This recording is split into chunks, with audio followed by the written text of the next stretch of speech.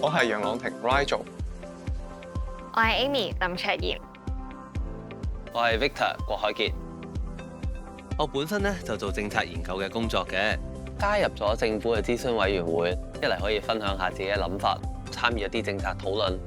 亦都可以同相關官員直接咁去溝通啦，了解下佢哋制定政策背後嘅初衷同埋考慮。我從事教育嘅工作，加入嘅青年發展委員會匯聚咗唔同界別嘅代表，仲有相關嘅決策局一齊參與。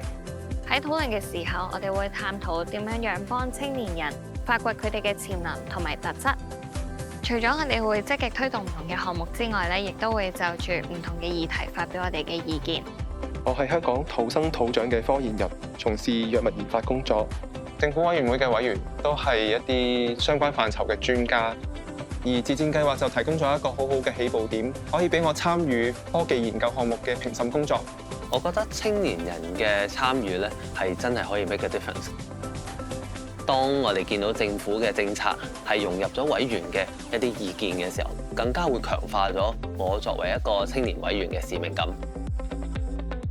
政府透過自薦計劃，俾更加多嘅青年參與公共事務，有一個發揮嘅舞台，擴闊視野，為自己關心嘅議題作出貢獻。雖然我喺委員會嘅資歷比較淺，但係有好多委員佢都好願意同我去交流。呢種開放嘅氛圍令我更加投入委員會嘅工作。如果要我俾一個 tips 大家，我會建議大家選擇一啲同自己專業相關嘅委員會。年青人有活力、有創意啦，亦都唔會受制於一啲現有嘅規限，咁有時反而帶嚟一啲意想不到嘅突破。每個人身上都有佢嘅閃光點，把握政府提供俾青年人參與公共事務嘅機會，參加青年委員自薦計劃啦！